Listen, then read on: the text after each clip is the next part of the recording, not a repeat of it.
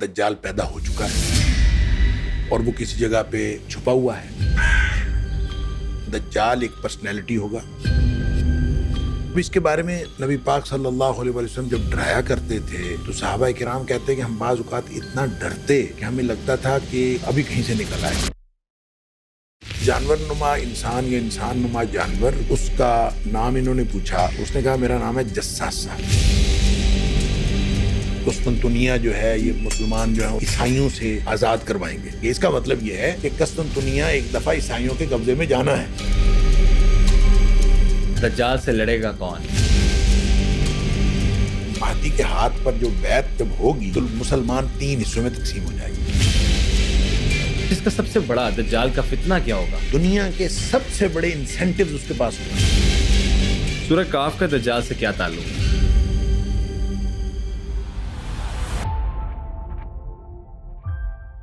السلام علیکم، آپ دیکھ رہے ہیں دی بلو ٹوتھ ڈیجیٹل اور میں ہوں آپ کا ہوسٹ عبدالحی صدیق. اور ہمیشہ کی طرح آج بڑے اسپیشل گیسٹ کے ساتھ آپ کی خدمت میں حاضر ہوئے ہیں.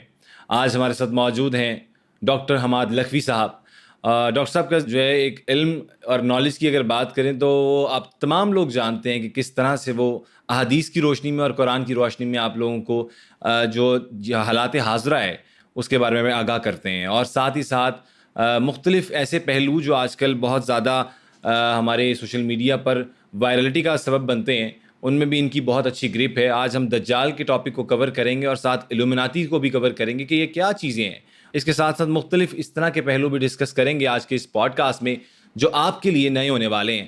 تو اسی کے ساتھ شروع کرتے ہیں. سر السلام علیکم ڈاکٹر صاحب، بہت شکریہ. وعلیکم السلام ورحمۃ اللہ وبرکاتہ. ڈاکٹر صاحب کیسی طبیعت آپ؟ جی اللہ کا شکر الحمدللہ. ڈاکٹر صاحب مجھے بتائیے گا دجال کہاں سے نکلے گا؟ اور بہت سی من گھڑت کہانیاں ہمیں سننے کو ملتی ہیں مختلف سوشل میڈیا پلیٹ فارمز پہ، لیکن احادیث کی روشنی میں اور قرآن کی روشنی میں ذرا لوگوں کو ایکسپلین کریے گا.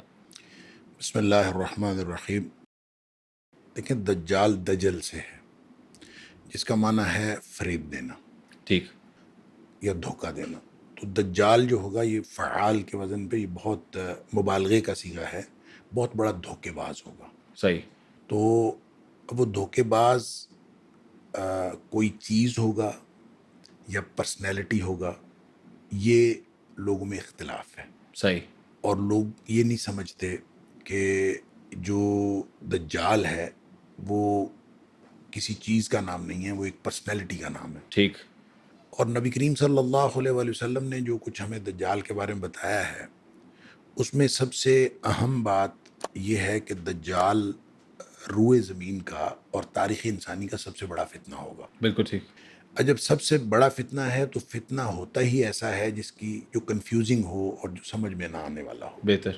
جیسا کہ نبی پاک صلی اللہ علیہ وآلہ وسلم نے دیگر احادیث کے اندر مثلاً آپ نے فرمایا بادروا بالاعمال فتنا کقطع اللیل المظلم، اندھیری رات کی طرح چھا جانے والے فتنے آنے سے پہلے پہلے عمل کر لیں. ٹھیک. اس کا مطلب ہے جو فتنہ آتا ہے نا تو پھر وہ کنفیوز کر کے رکھ دیتا ہے، ابہام اور پیچیدگی پیدا کرتا ہے. جیسے اندھیری رات کے اندر کچھ نہیں نظر آتا، فتنوں میں بھی کچھ نہیں نظر آتا. صحیح. تو دجال جو ہے وہ اسی طرح کا ایک فتنہ ہوگا. اب اس کے بارے میں نبی پاک صلی اللہ علیہ وسلم جب ڈرایا کرتے تھے اور آپ گفتگو فرمایا کرتے تھے تو صحابہ کرام کہتے کہ ہم بعض اوقات اتنا ڈرتے کہ ہمیں لگتا تھا کہ ابھی کسی جگہ سے نا جھاڑیوں سے برآمد ہو جائے گا، اچھا، ابھی کہیں سے نکل آئے گا. اس قدر نبی پاک صلی اللہ علیہ وسلم اس کے فتنے سے ڈراتے تھے. تو باقی جو ہے اس کے بارے میں ایک کنفیوژن، ابن سیاد نام کا ایک شخص تھا نبی پاک صلی اللہ علیہ وسلم کے دور میں، وہ بھی ایک کوئی کہہ لیجئے کہ نارمل فرد نہیں تھا اور تھوڑا اب نارمل تھا اور اس کو مختلف چیزیں جو ہیں وہ اب نارمل کرتا تھا. تو اس کے بارے میں بعض لوگوں کو خیال ہوا کہ یہ دجال تو نہیں ہے. اچھا. اور اس کے بارے میں پھر حدیث کے اندر آتا ہے کہ نبی کریم صلی اللہ علیہ وسلم نے خود بھی اس کو ایک دفعہ ٹیسٹ کیا. اچھا. تو آپ نے اس کو کوئی سوال کیا کہ بتاؤ میرے ذہن میں کیا ہے، تو اس نے سوچا اور سوچ کے کہتا ہے دخ. تو نبی کریم صلی اللہ علیہ وسلم فرمایا کہ تو اس سے بڑھ کر کوئی بات بتا نہیں سکتا، تیری لمٹس یہی ہیں. ٹھیک ہے. تو وہ کیا تھا کہ نبی پاک صلی اللہ علیہ وسلم فرماتے میں نے دخان سوچا تھا. دخان کا مطلب دھواں. تو میں نے دھواں سوچا تھا. وہ کہنے کی کوشش کر رہا تھا، اس کو گویا کچھ نہ کچھ انڈیکیشن تھی، مطلب وہ علم کہیں نہ کہیں اس کے کہیں نہ کہیں کچھ نہ تھا، کچھ نہ کچھ تو تھا. ٹھیک، لیکن بہرحال نبی کریم صلی اللہ علیہ وسلم نے اس کو دجال قرار نہیں دیا، بہتر، اور وہ خود بھی صحابہ کرام سے، بعض عبداللہ بن عمر رضی اللہ تعالیٰ عنہ، مختلف لوگوں سے وہ شکایت کرتا تھا کہ دیکھیں مجھے لوگ دجال سمجھتے ہیں، حالانکہ میں دجال نہیں ہوں، کیونکہ سب سے بڑی بات یہ ہے کہ نبی کریم صلی اللہ علیہ وسلم نے فرمایا کہ دجال مدینے میں داخل نہیں ہو سکے گا، جی، اور میں مدینہ میں میں رہتا مدینہ میں ہوں، رہتا تو ہوں، میں دجال کیسے ہو سکتا کیسے ہو سکتا ہوں؟ تو اس بالکل طرح کی اور بھی بہت ساری باتیں، اور پھر دجال کی کوئی اولاد نہیں ہوگی، میری اولاد ہے، اور مختلف اس نے باتیں بتائیں. تو بہرحال اس کے بارے میں اس کی جو بعض ما فوق الفطرت حرکتوں کی وجہ سے لوگ اس کے بارے میں یہ بات کرتے تھے، صحیح، شکل و صورت کے اعتبار سے بھی ایسا تھا. تو یہ گویا ہر دور میں کوئی نہ کوئی کنفیوژن کریٹ ہوتا رہا ہے. اور جب ہم دیکھتے ہیں تمیم داری کی حدیث کو، جی، کہ جو انہوں نے نبی کریم صلی اللہ علیہ وسلم کے پاس آ کے بتائی، اور جو اس کی تفصیل ہے، اس میں ہمیں یوں لگتا ہے کہ دجال پیدا ہو چکا ہے، ٹھیک ہے، اور وہ کسی جگہ پہ چھپا ہوا ہے، اور وہ اس کا ظہور ہوگا. ٹھیک ہے، کیونکہ جب نبی کریم صلی اللہ علیہ وسلم کو تمیم داری بتا رہے تھے تو انہوں نے کہا ہم دیکھ کے آئے ہیں، ہم اچھا، خود دیکھ کے آئے ہیں کہ ہماری کشتی جو ہے وہ اس طرح سے سمندر کے اندر وہ بھٹک گئی، اور ہم کو ایک مہینہ بھر کی مسافت کرتے رہے، اور پتہ نہیں کس جگہ جا کے جزیرے پہ لگی. تو ہم نے جا کے اتر کے دیکھا تو ایک انسان نما جانور یا جانور نما انسان صحیح، وہ ہمیں ملا، جس کے چہرے کے اوپر اور پورے جسم کے اوپر بہت زیادہ بال تھے، اور اس نے ہمیں گائیڈ کیا، اور ہم اس کے پیچھے پیچھے چل دیے. تو وہ ہمیں لے کے گیا، اور ایک شخص جو ہے وہاں پہ جکڑا ہوا تھا، اور اس جکڑے ہوئے شخص کے پاس یہ گئے، اور اس کے ساتھ جا کے گفتگو ہوئی، اور اس نے کہا میں دجال ہوں، اور پھر اس نے ان سے سوالات کیے. مثال کے طور پر اس جو نشانیاں نبی کریم صلی اللہ علیہ وسلم فرمایا کہ بعض جو فلسطین کے باغات ہیں ان کے پھل وغیرہ کی بات ہے کہ ان کے باغات پھل دینا بند کر دیے ہیں، ٹھیک ہے، یا ابھی پھل دے رہے ہیں. پھر اسی طرح جو بحیرہ تبریہ ہے اس کا پانی ابھی تک ہے نہیں ہے، تو گلیلی وہ جس کو کہتے ہیں. نشانیاں ویسے ہیں کیا ڈاکٹر صاحب؟ تو وہ یہی نشانیاں ہیں کہ نبی کریم صلی اللہ علیہ وسلم نے فرمایا کہ جب وہ پانی خشک ہو جائے گا، اور وہ فلاں باغ جو کسان کا باغ غالباً اس کے نام آتا ہے، کہ وہ باغ پھل دینا بند کر دے گا. صحیح، تو اب تبریہ جو ہے اس کا پانی آہستہ آہستہ کہتے ہیں خشک ہو رہا ہے، کم ہو رہا ہے. اب وہ کب ختم ہوگا اب یہ اللہ کو تعالیٰ کو معلوم ہے، پتہ ہے. اللہ کو معلوم ہے، اور کس طرح سے، اور بھی نشانیاں آتی ہیں. تو اس نے وہ نشانیاں پوچھی، تو وہ تمیم داری کہتے ہیں، ہم نے کہا کہ وہ تو ابھی تک ہے، کوئی مسئلہ نہیں. تو اس نے پھر یعنی گویا وہ انتظار کر رہا تھا اس بات کا کہ وہ ختم ہوں گی، یہ نشانیاں پوری ہوں گی، تو پھر میں یہاں سے نکلوں. صحیح، تو بہرحال اس کے بعد یہ لوگ آ گئے. اس جانور نما انسان یا انسان نما جانور کا جو معاملہ ہے وہ بھی بڑا عجیب و غریب ہے. اس کا نام انہوں نے پوچھا تو اس نے کہا میرا نام ہے جساسہ. جساسہ، ٹھیک ہے، اب دیکھیں جساسہ جو ہے یہ جاسوسی سے ہے، تو گویا کوئی انٹرنیشنل جاسوسی کا نظام ہے، اور وہ دجالی نظام ہے، اور وہ دجالی نظام ہے، اور وہ نظام ایسا ہے. اس میں ایک بات یہ بھی بہت امپورٹنٹ ہے کہ وہ سمندری مقام ہے، ٹھیک ہے، سمندر کی جگہ ہے. اب وہ سمندر کی جگہ ہم نے جو فی زمانہ ہمیں جو بتایا جاتا ہے کہ ایک برمودا ٹرائنگل ہے، جی، وہ ایک ورلڈ مسٹری ہے، ٹھیک ہے، اور ہمیں کہا جاتا ہے کہ وہ ایک مسٹری ہے، اور اس کی طرف کسی نے جانا نہیں ہے. جہاں جو جاتا ہے، جو شپس جاتا ہے جاتے ہیں، وہ جہاز جاتے ہیں، وہ غائب ہو جاتے غائب ہیں. ہو جاتے، اس کے بعد کبھی نہیں آتے. اسی طرح سے جب آپ یہ تو یعنی امریکہ کی اس طرف ہے، تو اگر آپ بحر الکاہل میں چلے جائیں ٹھیک ہے، تو دوسری طرف، جی، تو وہاں ایک مقام ہے، وہ بھی ایک مسٹری، ورڈ مسٹری ہے، جس کو سٹینک ویوز کہتے ہیں. جی، اب دیکھیں دونوں امریکہ کے اس طرف برمودا ٹرائنگل ہے، ٹرائنگل ہے، اور اس طرف جو ہے ویوز سٹینک ہیں. ویوز ہے. وہ بھی مسٹری ہے، یہ بھی مسٹری ہے.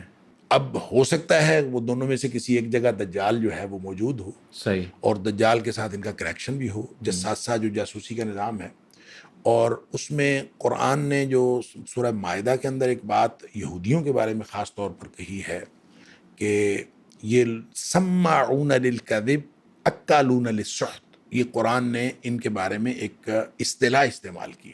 صحیح، سماعون للکذب کا مطلب بہت زیادہ سننے والے جھوٹ کے، ٹھیک ہے، یعنی اس کو آپ کہہ سکتے ہیں جھوٹ کے رسیا، یا جھوٹی خبریں جھوٹ بنا फेक प्रोपेगेंडा। نہیں دیکھیں دو باتیں ہیں. ایک تو یہ ہے کہ جھوٹی خبریں لینے والے, ایک یہ ہے کہ جھوٹ بنانے کے لیے خبریں اکٹھی کرنے والے. صحیح. للکذب دونوں باتیں ہو سکتی ہیں. ٹھیک ہے.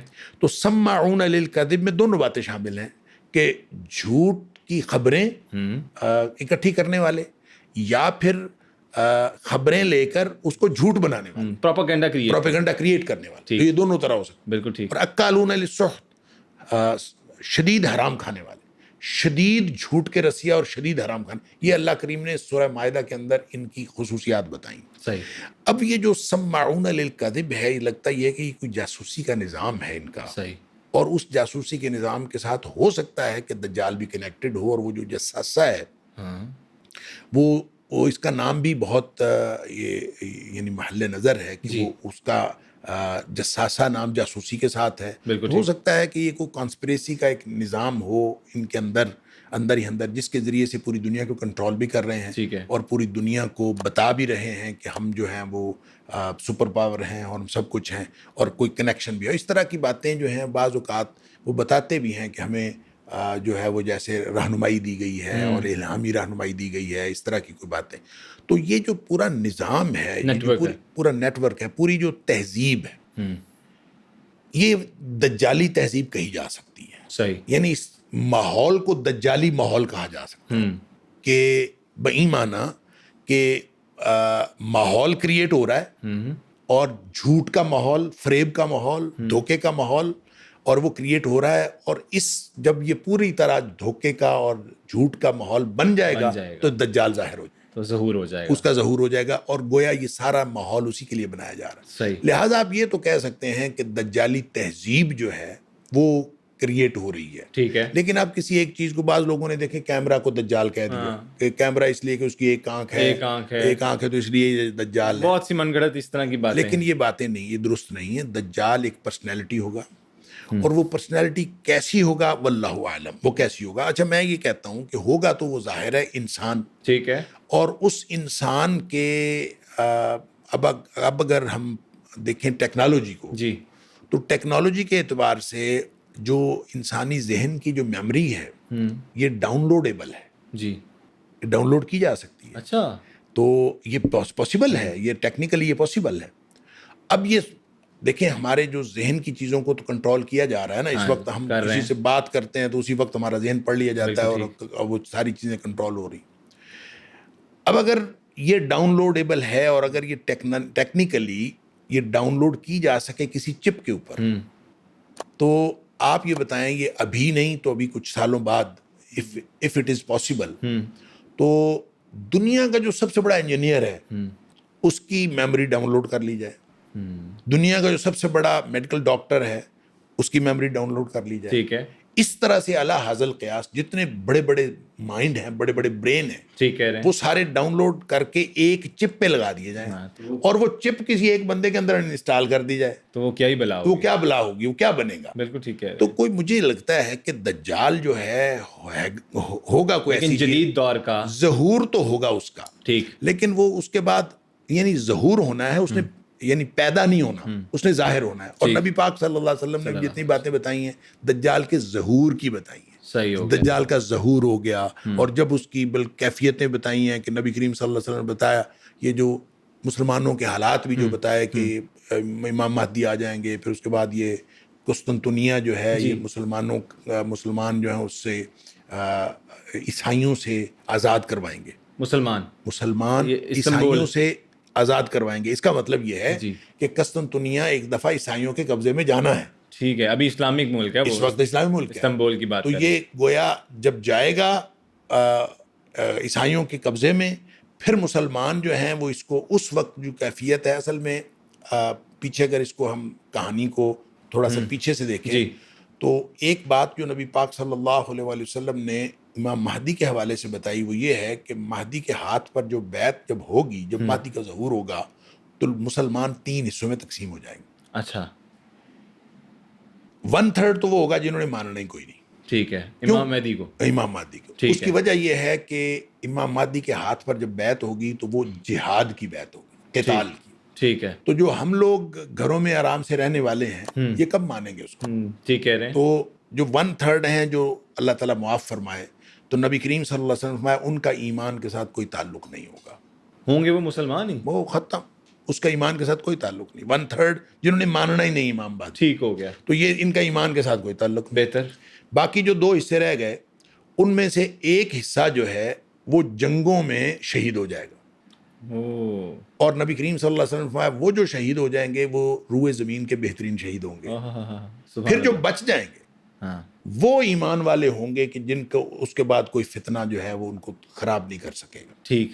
اچھا، جب وہ قسطنطنیہ فتح کرنے جائیں گے تو وہ اس قدر مضبوط ایمان والے ہوں گے، یا اس وقت ان کی جو کیفیات ہوں گی وہ اس طرح کی ہوں گی کہ ان کو قسطنطنیہ فتح کرنے کے لیے جنگ نہیں لڑنی پڑے گی. اچھا، وہ صرف اللہ اکبر کہیں گے، لا الہ الا اللہ کہیں گے تو دیواریں گر جائیں گی اور خود بخود وہ فتح ہو جائے گا. کیا بات ہے، اللہ کے معجزات. ہاں جی. اور اس وقت جو وہاں پہ ہوں گے تو ان کو پیچھے سے اطلاع آئے گی کہ دجال کا ظہور ہو گیا. تو یہ گویا کیفیت کچھ اس طرح کی. دجال سے لڑے گا کون؟ دجال سے بہت سی لڑیں گے بات. حضرت عیسیٰ علیہ السلام. حضرت عیسیٰ علیہ ہاں السلام. جی، حضرت عیسیٰ علیہ السلام جو ہیں وہ نازل ہوں گے، اور بہت ساری احادیث کے اندر آیا ہے کہ حضرت عیسیٰ علیہ السلام کا نزول ہوگا. اور حضرت عیسیٰ علیہ السلام کا جب نزول ہوگا تو یہ دمشق میں دمشق کی جامع مسجد میں مینارے پر آئیں گے، پھر وہاں سے نیچے اتریں گے. امام مہدی اس وقت موجود ہوں گے، تو ان کے ساتھ پھر یہ فجر کی نماز پڑھ رہے ہوں گے، تو وہ کہیں گے آپ جماعت کرائیں، وہ کہیں گے آپ جماعت کرائیں. اچھا، تو چونکہ امام مہدی جو ہیں وہ امت محمدیہ کے فرد ہیں، لہٰذا یہ جماعت کرائیں گے. ٹھیک ہے. اور حضرت عیسیٰ علیہ السلام جو ہیں وہ امت محمدیہ کے ایک امتی کی حیثیت سے آئیں گے، اچھا، وہ نبی کی حیثیت سے نہیں آئیں گے، وہ اس ٹائم پہ وہ اس وقت امتی کی حیثیت سے. ایز اے امتی نارمل انسان کی طرح آئیں گے. اس لیے کہ قرآن نے کہہ دیا، یہ سورہ آل عمران کی آیت نمبر 81 کے اندر ٹھیک. اللہ کریم نے کہہ دیا کہ اللہ نے عالم ارواح میں سارے نبیوں سے وعدہ لیا تھا کہ میں تمہیں نبوت تو دوں گا، لیکن جب تمہارے بعد ایک نبی آئے گا تو جب وہ آئے تو تم سب نے اس کی مدد کرنی ہے اور اس کے ہاتھ پہ بیعت کرنی ہے. بہتر. تو سارے نبیوں نے وعدہ کر لیا تھا اللہ تعالیٰ سے. ماشاء اللہ. لہٰذا نبی اکرم صلی اللہ علیہ وسلم کا پروٹوکول یہ ہے کہ اب کوئی بھی نبی آئے گا تو وہ نبی کریم صلی اللہ علیہ وسلم کا امتی ہوگا. حضرت عمر فاروق رضی اللہ تعالیٰ عنہ کو ایک دفعہ تورات کا کوئی ٹکڑا دیکھ رہے تھے، تو نبی کریم صلی اللہ علیہ وسلم دیکھ لیا، پوچھا یہ کیا ہے؟ اس میں تورات کا کوئی ٹکڑا ہے. نبی پاک صلی اللہ علیہ وسلم کا جو چہرہ اقدس ہے وہ جلال میں آ گیا اور سرخ ہو گیا. آپ نے فرمایا کہ موسیٰ، تم یہ عمر خود تورات پڑھ رہے ہو، موسیٰ علیہ السلام خود بھی اگر آ جائیں تو میری اطاعت کے بغیر ان کی بخشش بھی نہیں ہونی. یعنی یہ اللہ تعالیٰ نے نظام ایسا بنایا. نبی کریم صلی اللہ علیہ وسلم کی جو نبوت ہے اور آپ کی جو رسالت ہے یہ آل اوور ہے، اور یہ صرف آل اوور اس اعتبار سے نہیں ہے. قرآن نے تو کہا نبی پاک صلی اللہ علیہ وسلم تبارک الذی نزل الفرقان علی عبدہ لیکون للعالمین نذیرا، سارے جہانوں کے لیے ڈرانے والا بن جائے.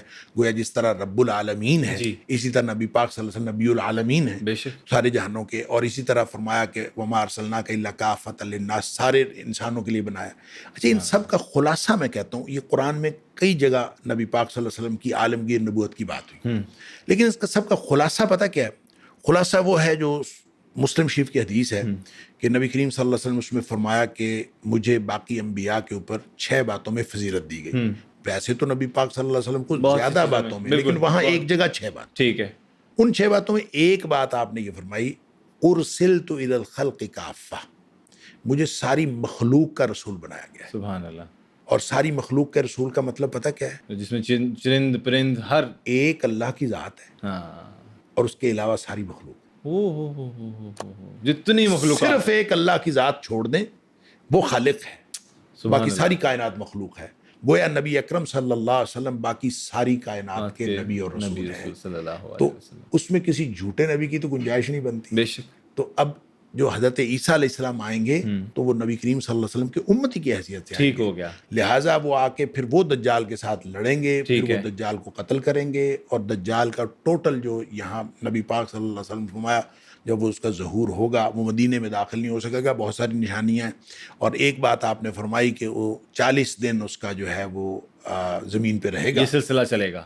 40 دن، لیکن پہلا دن جو ہے وہ 1 سال کے برابر ہوگا، دوسرا دن 1 مہینے کے برابر ہوگا، تیسرا دن 1 ہفتے کے برابر ہوگا، اور باقی دن پھر عام دنوں کے برابر ہوں گے۔ ٹھیک ہو گیا۔ اچھا، اب یہ بھی جب نبی پاک صلی اللہ علیہ وسلم مستقبل کے بارے میں کوئی بات فرما رہے ہوں، پیشین گوئی فرما رہے ہوں، تو وہ ضروری نہیں ہوتا کہ وہ ایگزیکٹ وہی بات فرما رہے ہیں، وہ ٹھیک ہے، تمثیلی انداز میں بھی ہو سکتی ہے۔ ٹھیک ہے، یعنی یہ بالکل ایسے ہو سکتی ہے کہ پہلا دن لوگوں کے اوپر مشکل اتنا ہوگا جیسے 1 سال کا ہے، میں یہ سمجھ بھی گیا ہو ہوں، سکتا مطلب انہوں نے بیان ایسے کیا کہ وہ لگے کہ گزر ہی نہیں رہا۔ ہو سکتا ہے، اور ہو سکتا ہے اس کی واقعتاً ایکچولی لینتھ جو ہے وہ 1 سال کی 1 ہو، سال تک۔ یہ ہو سکتا ہے، واللہ عالم، لیکن ہم اس کا کوئی تعین نہیں کر سکتے۔ نبی پاک صلی اللہ علیہ وسلم جو فرمایا ہم ویسے بیان کر سکتے ہیں، اور اس کا تعین، اس کا کوئی معنی ہو سکتا ہے کہ نبی کریم صلی اللہ علیہ وسلم کی کوئی بھی پیشین گوئی، کوئی بھی بات جو ہوتی تھی وہ مبنی بر وحی ہوتی تھی۔ ٹھیک ہے، وہ نبی پاک صلی اللہ علیہ وسلم نعوذ باللہ من ذالک کو تکا نہیں لگاتے تھے، ٹھیک ہے، نبی کریم صلی اللہ علیہ وسلم کو وحی کے ذریعے بتایا جاتا تھا، نبی پاک صلی اللہ علیہ وسلم پھر بتاتے تھے، کیونکہ دین کی کوئی بات، قرآن نے کہا وَمَا يَنْتِقُ عَنِ الْهَوَىٰ إِنْ هُوَ إِلَّا وَحْيٌ يُوحَىٰ، نبی اکرم صلی اللہ علیہ وسلم جب تک وحی نہ آئے وہ اپنی مرضی سے نہیں بولتے، تو لہٰذا نبی کریم صلی اللہ علیہ وسلم جو پیشین گوئیاں کی ہیں وہ ساری کی ساری مبنی بر وحی ہیں۔ ٹھیک ہو گیا۔ اور جو لوگ، یہ جو علوم ہیں، یہ ان کا وجود ہو بھلے نہ وجود ہو، یہ وجود ہو بھی تو یہ تک بازی ہے، ٹھیک ہے، ان کی باتیں صحیح بھی ہو سکتی ہیں، غلط بھی ہو سکتی ہیں، لیکن نبی پاک صلی اللہ علیہ وسلم کی بتائی کوئی بھی ہوئی بات غلط نہیں ہو سکتی، یہ تو ہمارا ایمان بھی ہے۔ اچھا، اس کا سب سے بڑا دجال کا فتنہ کیا ہوگا؟ سب سے بڑا؟ دیکھیں، فتنہ یہ ہوگا کہ اس کے پاس سارے وسائل اس کے پاس ہوں گے، اور یہ جس کو چاہے گا یہ روٹی دے گا، اور جس کو چاہے گا نہیں دے گا، اور اس کے پاس اپنی جنت ہوگی، اپنا جہنم ہوگا، اور یہ لوگوں کو پوچھے گا اگر تم میرے اوپر ایمان رکھتے ہو تو میں تمہیں رزق دوں گا، سارے رزق کے وسائل اس کے پاس ہوں۔ بہتر۔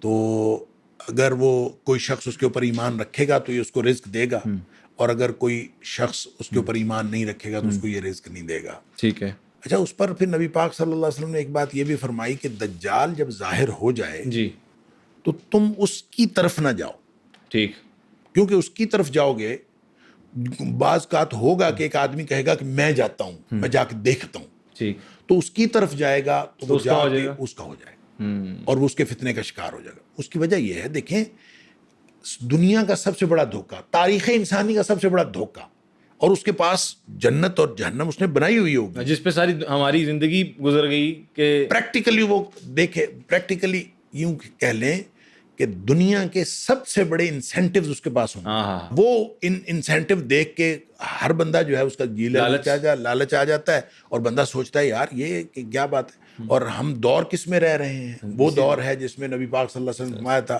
وَيَبِيعُ الرَّجُلُ دِينَهُ بِعَرَضٍ مِّنَ الدُّنْيَا، لوگ جو ہیں وہ اپنا دین بیچ ڈالیں گے دنیا کے فائدے کے لیے، اور دنیا کا سب سے بڑا فائدہ نظر آ رہا ہو، سارے رزق کے وسائل اس کے پاس ہوں، اور آدمی سوچ رہا ہو کہ اگر میں اس کی بات نہیں مانوں گا تو میں تو بھوکا مر جاؤں گا۔ اگر صورتحال یہ ہو تو آدمی کیوں نہیں اس فتنے کا شکار؟ یہ سب سے بڑا فتنہ ہے، اور بھوک جو ہے اس سے بڑا فتنہ اور کیا ہو سکتا ہے؟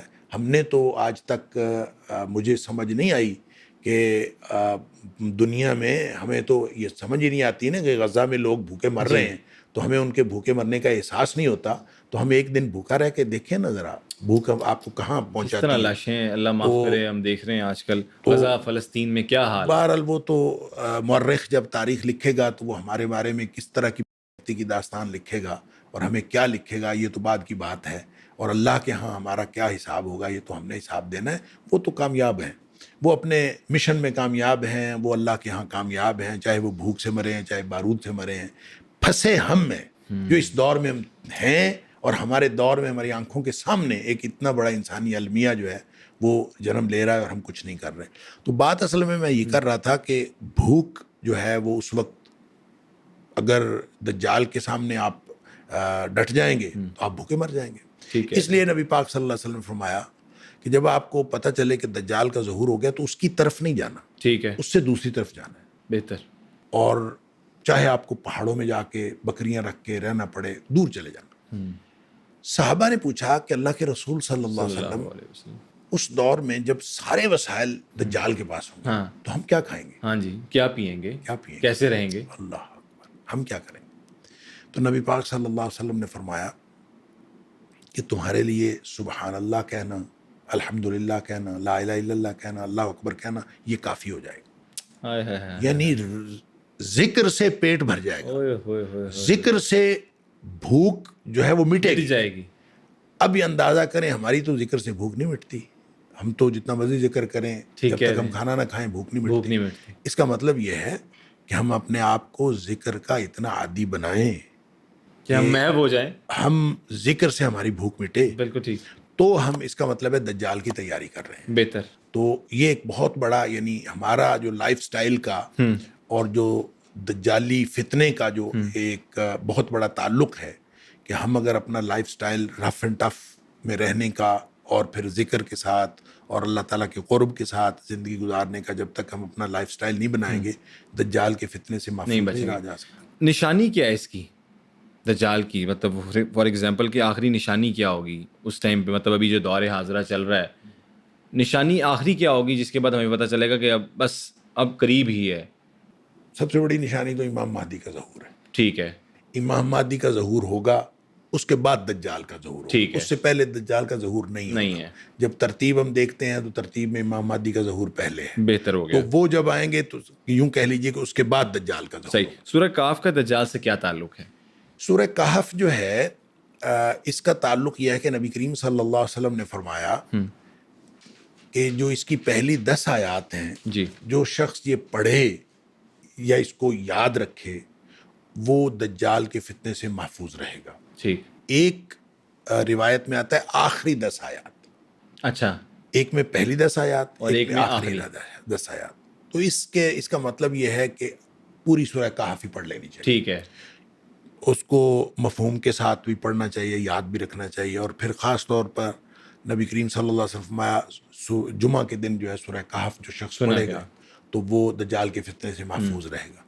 تو اس میں پھر جب ہم پہلی 10 آیات کو اور آخری 10 آیات کو بھی دیکھتے ہیں تو صحیح بات یہ محسوس ہوتی ہے. دیکھیں یہ راوی کا فہم بھی ہو سکتا ہے کہ اس نے جو ہے وہ اس کا ابہام ہو سکتا ہے کہ اس نے پہلی 10 آیات کی بجائے آخری 10 آیات کہہ دی. صحیح. تو آخری 10 آیات ہو بھی سکتی ہیں, دونوں بھی بیک وقت ہو سکتی ہیں, جو دونوں حدیثیں صحیح ہیں. لیکن جب ہم پہلی 10 آیات کو اینالائز کرتے ہیں تو جب اس کا پہلی 10 آیات کا اختتام ہوتا ہے نا تو اس میں ایک حکمت عملی کی بات ہے. وہ حکمت عملی کیا ہے؟ ام حسبت ان اصحاب الکهف والرقیم كانوا من آیاتنا عجبا اذا والفتية الى الكهف فقالوا ربنا آتنا من لدنك رحمة ومن لدنك الرشد. اعوذ باللہ من الشیطان, تھوڑے سے الفاظ بھول رہا ہوں. دیکھیں, کیا تم نے یہ گمان کیا ہے کہ یہ جو کاف والے تھے, غار والے اور رقیم والے اور تختی والے جن کے اوپر ان کے نام لکھے ہوئے تھے, کیا یہ بس ہماری ایک نشانی تھے؟ کیا تم نے یہ سمجھا ہے کہ بس ایک عجیب نشانی تھے؟ یعنی یہ نشانی نہیں تھے. تم نے یہ سمجھا کہ یہ نشانی تھے. نشانی نہیں ہے. ٹھیک ہے. یہ اصل میں حکمت عملی ہے. کون سی بات کو جو آپ نے نشانی سمجھا؟ جب وہ غار کی طرف آئے اور انہوں نے کہا یا اللہ تو اپنی رحمت کے ساتھ اور ہم نے ہدایت کے ساتھ ہمیں جو سیدھے رستے پر لے جاؤ. بالکل ٹھیک. اب اس کا مطلب یہ ہے کہ پالیسی یہ ہے, حکمت عملی یہ ہے, دجال سے بچنے کی بھی اور دجالی تہذیب سے بچنے کی بھی ایک پالیسی یہ ہے کہ آپ کسی غار میں چلے جائیں. ہاں, بس سیپریٹ ہو جائیں.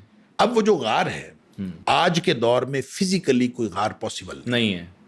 آپ کسی غار میں نہیں جا سکتے. لیکن آپ جہاں بھی ہوں گے آپ سیٹلائٹ سے پکڑے جائیں گے, آپ کسی نہ کسی جگہ سے پکڑے جائیں گے. ظاہر ہے ساری ٹیکنالوجی دجال کے پاس ہوگی, ہر چیز اس کے پاس. تو کون سی چیز ہے جو آپ کو بچائے گی؟ وہ حکمت عملی یا وہ غار جو ہمیں بنانا چاہیے وہ ایک ورچوئل غار ہے. اور ورچوئل غار کیا ہے؟ وہ ایمان کا تعلق. آپ ایمان دیکھیں, جس چیز نے آپ کو بچانا ہے نا وہ ایمان ہے. بالکل ٹھیک. لہٰذا آپ اپنا ہر تعلق ایمان کی بنیاد پر بنا لیں. بالکل ٹھیک. آپ کسی سے رشتہ کرتے ہیں آپ ایمان کی بنیاد پر کریں. آپ کسی سے تعلیم حاصل کرتے ہیں آپ ایمان کی بنیاد پر کریں. آپ حتیٰ کہ خرید و فروخت کرتے ہیں آپ ایمان کی بنیاد پر کریں. کہتے ہیں پسینہ آ جائے دوستیاں کرتے ہیں ایمان کی بنیاد پر کریں. بالکل ٹھیک. ہر چیز آپ ایمان کی بنیاد پر کریں اور سارے تعلقات آپ ایمان کی بنیاد پر رکھیں. تو اس یوں ایک ایمان کے تعلقات والی ایک کمیونٹی ڈیولپ ہوگی اور وہ پھر آپ کا احاطہ بن جائے گا. وہ آپ کا احاطہ بنے گا. وہ چاہے آپ کوئی شخص جو ہے وہ مشرق بعید میں بیٹھا ہو, کوئی ساؤتھ افریقہ میں بیٹھا ہو, کوئی امریکہ میں بیٹھا ہو, نارتھ امریکہ میں بیٹھا ہو, لیکن تعلق ایمان کی بنیاد پر ہوگا تو یہ ایک کمیونٹی ڈیولپ ہوگی. یہ وہ غار ہوگا, ورچوئل غار, جو آپ کو اس طرح کے فتنوں سے بچائے گا اور جو دجال کا فتنہ ہے اس سے بھی بچائے گا. صحیح. تو وہ ہمیں آج فوری طور پر ضرورت یہ ہے کہ اپنے ایمان کو مضبوط کریں ٹھیک ہے. اور ایمان کی بنیاد پر تعلقات استوار کرنے کی عادت ڈالیں. ہر چیز کو ایمان کی بنیاد پر لے جائیں. بہتر. جب ہم ہر چیز کو ایمان کی بنیاد پر شفٹ کر لیں گے تو پھر انشاءاللہ وہ غار خود بخود کریٹ ہو جائے گا, جس سے انشاءاللہ اس طرح کے فتنوں سے محفوظ. ڈاکٹر صاحب کچھ آخری بہت اچھے طریقے سے آپ نے ایکسپلین کر دیے. کچھ 2-4 سوال میں کرنا چاہوں گا. یہ جو ابھی ایران اسرائیل کی جنگ ہوئی, پھر پاکستان اور انڈیا کی بھی جنگ ہوئی جس میں ہم نے ان کو ناکو چنے چبوائے ہیں اور ہم نے فتح بھی حاصل ہوئی. ایران اسرائیل کی بھی وار کی بات کریں تو گریٹر اسرائیل کا کیا کانسیپٹ ہے اور یہ گریٹر اسرائیل کیا ہے؟ دیکھیں, یہ ایک تصور ہے جو زائونسٹ کا تصور ہے. جی. یہ یہودی جو ہے نا 2 طرح کے ہیں. کچھ زائونسٹ ہیں اور کچھ ہیں جو آرتھوڈاکس یہودی ہیں. ٹھیک ہے. یہ 2 قسمیں؟ یہ 2 قسمیں ہیں. ٹھیک ہے. اچھا, جو زائونسٹ ہیں ان کو تو یوں کہہ لیجئے کہ جو صحیح معنوں میں آرتھوڈاکس یہودی ہیں نا, وہ ان کو اپنا بھی دشمن قرار دیتے ہیں. اچھا. ہاں, وہ کہتے ہیں کہ زائونسٹ جو ہیں یہ ہمارے بھی دوست نہیں ہیں. ٹھیک ہے. یہ کسی کے نہیں ہے؟ ہاں, بلکہ وہ مجھے یاد نہیں آ رہا اس کا نام, ایک یو کے میں رہنے والا, بلکہ امریکی ایک مصنف ہے جو امریکہ سے فرار ہو کے تو وہ بیٹھا ہوا ہے یو کے میں. ٹھیک ہے. اس نے ایک کتاب لکھی ہے 2 جلدوں میں, the Zionist real enemy of the Jews. ٹھیک. Real enemies of the Jews. Yes. اور وہ اس نے 2 جلدوں میں کتاب ہے, کافی بڑی کتاب. ٹھیک ہے. تو گویا وہ جو آرتھوڈاکس یہودی ہیں وہ ان کو اپنا دشمن سمجھتے ہیں. بہتر. بہرحال یہ جو انہوں نے جو خفیہ طور پر انہوں نے آپس میں میٹنگز کی, زائونسٹ نے ایک تنظیم بنی, انہوں نے گریٹر اسرائیل کا انہوں نے آپس میں جو پروگرام بنایا ان کو پروٹوکولز کہتے ہیں. ٹھیک. اور وہ پروٹوکولز کے اندر جو انہوں نے ایک پلان کیا, اس پلان کا نام جو ہے وہ گریٹر اسرائیل ہے. ٹھیک ہے. اور اس میں ان کا مقصد کیا ہے؟ مقصد دنیا پر قبضہ کرنا. پوری دنیا پر قبضہ کرنا. تو یہ پوری دنیا پہ قبضہ کرنا کیوں چاہتے ہیں؟ دیکھیں, یہ ایک شیطان کیا چاہتا ہے کہ بہکا دوں کسی کو. شیطان بھی قبضہ کرنا چاہتا ہے. بالکل ٹھیک ہے. وہ آپ پہ قبضہ کر لے گا, ان پہ قبضہ کر لے گا, مجھ پہ قبضہ کر لے گا, اس کو کیا ملے گا؟ قبضہ کرنا چاہتا ہے. تو یہ ایک شیطانی چال ہے اور پوری دنیا میں ہمارے لیے امتحان ہے. اور یہ خاص طور پہ جو یہودی قوم ہے, ان کے جتنے جس طرح کی ان کی حرکتیں ہیں, جس طرح کے دنیا میں انہوں نے فساد پھیلایا ہے, اور جس طرح کا ان کا کردار ہے اور کردار رہا ہے نبی پاک صلی اللہ علیہ وسلم کے دور میں, حضرت عمر فاروق رضی اللہ عنہ کے دور میں, اور پھر ہر دور میں. پچھلے اگر ہم تاریخ میں دیکھتے ہیں تو قوم عاد, قوم سمود, قوم نوح وغیرہ جن کو تباہ و برباد کر دیا گیا, یا قوم لوط وغیرہ جن کو تباہ و برباد کر دیا گیا, ان کا کردار بھی ان سے کم نہیں ہے. اچھا. ان کو تباہ و برباد کر دیا جانا چاہیے تھا. اللہ کی لاڈلی قوم بھی تھی. ظاہر ہے لاڈلی قوم تھی, پھر ان سے سب کچھ چھن گیا ان کے کردار کی وجہ سے. اور اللہ تعالیٰ نے پورا چارج شیٹ کیا ان کو سورہ بقرہ کے اندر کہ کیا کچھ میں نے ان کو دیا تھا اور کیا کچھ ہر چیز ان سے چھن گئی.